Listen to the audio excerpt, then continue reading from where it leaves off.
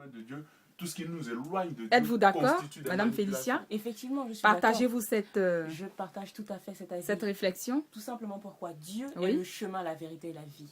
C'est simple. Dieu est le chemin, la vérité et la vie. J'insiste. Oui. Pourquoi? Parce que si Dieu est le chemin, la vérité et la vie, c'est que il faut suivre Dieu pour avoir la vérité et ainsi aller à la vie. Si nous ne sommes pas, si nous n'acceptons pas ce que Dieu dit que nous sommes, c'est-à-dire la vérité, nous n'avons pas la vie. Nous n'avons pas la vie tout simplement. Et ce sont ainsi des manipulations.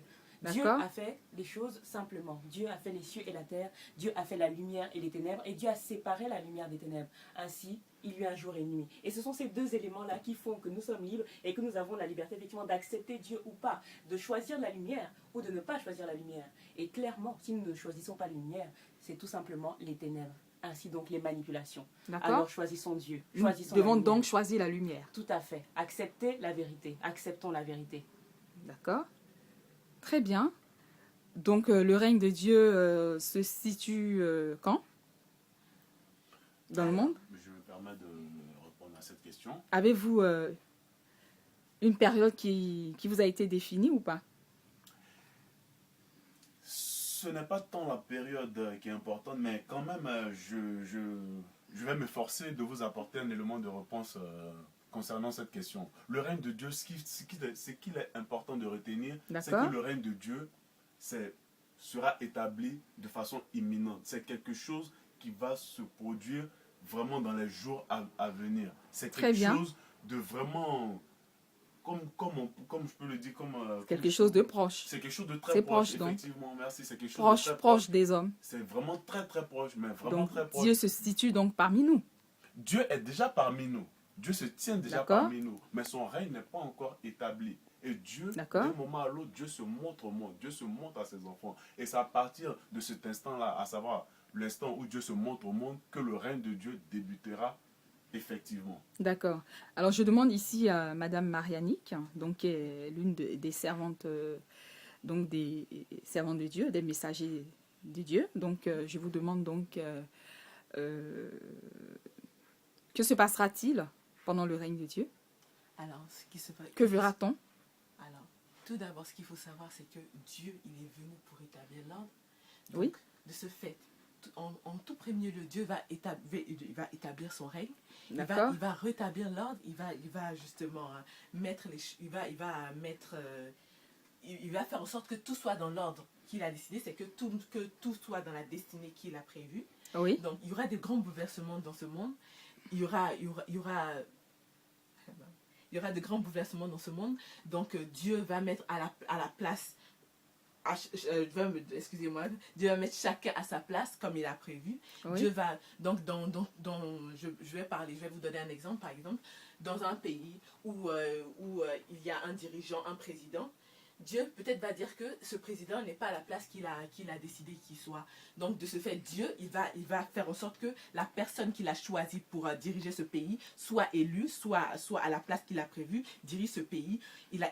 S'il a prévu, par exemple, comme mon collègue disait tout à l'heure, qu'une personne ait une destinée, c'est-à-dire a un compagnon qui va lui permettre justement de rentrer dans sa destinée. Si c'est le compagnon avec qui la personne n'est pas justement la personne que Dieu a décidé pour elle, Dieu va les séparer et Dieu va permettre justement à la personne en question de trouver sa destinée pour pouvoir suivre le chemin que Dieu a décidé qu'elle suive. Donc c'est par exemple un exemple, mais en tout cas il y aura de grands bouleversements dans ce monde parce que... Entre autres, quels sont les différents bouleversements que le monde va connaître? Donc déjà oui. étant donné que Dieu vient pour régner sans partage, oui. Dieu va faire en sorte que tout le monde entier va avoir les yeux tournés justement vers le règne de Dieu, comme ce fut le cas pour le mondial où tout le monde avait les yeux tournés vers l'Afrique du Sud afin de voir justement ce qui allait se passer là-bas. De la même manière, le règne de Dieu va que ce soit de manière négative ou positive, le règne de Dieu va toucher tout le monde. Et tout le monde sera obligé de ressentir la présence de Dieu, car Dieu va établir son règne. Dieu est parmi nous pour établir son règne. Donc tout le monde va ressentir la présence de Dieu, et tout le monde va regarder vers justement Dieu, va regarder vers tout ce que Dieu va accomplir dans ce monde. Donc déjà ça sera le grand bouleversement. Ça sera que il y aura un seul événement et que tout le monde sera préoccupé par cet événement, tout le monde va regarder à cet événement-là. D'accord. Très Il n'y aura bien. plus il n'y aura plus autre, il n'y aura plus rien qui soit important dans ce monde à part le règne de Dieu. Et ça, c'est vraiment très important car Dieu est venu pour régner, il est venu pour régner sans partage. Qui est Dieu? Je demande à mademoiselle Luambé, l'une des messagères de Dieu. Qui est donc Dieu pour vous? Dieu, donc, Avez-vous une explication à nous apporter? oui, tout à fait. Donc, comme nous l'avons dit tout à l'heure, Dieu, D'accord. il s'agit là du règne de Dieu. Dans la période que nous vivons, nous préparons le règne de Dieu. Oui, Il faut savoir que Dieu est le chemin, Dieu est la vérité et Dieu est la vie. Dieu d'accord. est aussi le libérateur et le vainqueur de la mort. Et ceci est important à noter parce que justement, en parlant du règne de Dieu, Dieu est venu pour éloigner le mal. D'accord. Donc, il est important de noter que Dieu est le libérateur et le vainqueur de la mort et que il faut justement se rapprocher de Dieu Oui, pour éviter les manipulations dans nos vies. Et il est D'accord. important justement de reconnaître ce caractère-là à Dieu, à savoir que Dieu est le libérateur et le vainqueur de la mort. J'insiste, parce qu'il s'agit là du règne de Dieu. d'accord. Et il faut aussi accepter le fait que Dieu est le chemin, la vérité et la vie. Et donc, comme mes collègues le rappelaient tout à l'heure, lorsque Dieu apporte la vérité, il est important d'accepter aussi la vérité en fait. Parce que celui qui n'accepte pas la vérité, finalement, n'accepte pas Dieu, n'accepte pas la vie. Et comme Félicia l'a bien expliqué tout à l'heure, celui qui n'accepte pas la vie accepte finalement les ténèbres dans sa vie et s'éloigne de Dieu et accepte les manipulations. Donc Oui. pour moi, Dieu, aujourd'hui, il faut le voir de cette façon. Donc je répète, Dieu est le chemin, la vérité et la vie. Dieu est le libérateur, le vainqueur de la Pour mort. régner, un roi choisit toujours des élus, Tout à par fait. définition. D'accord? Donc, pouvez-vous nous éclairer sur le règne de Dieu? Quelle est la décision de Dieu? Quel est le partage? Quels sont les élus de Dieu?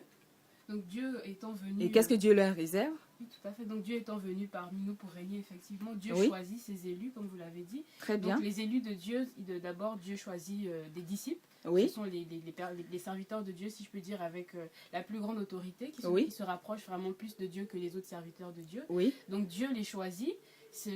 Personne ne se lève, en fait, ne décide de devenir disciple. Il s'agit là d'un choix de Dieu, il s'agit de la décision de Dieu. oui, Et Dieu leur demande donc d'accomplir la mission que Dieu leur réserve. Les disciples ont ils peuvent avoir plusieurs missions.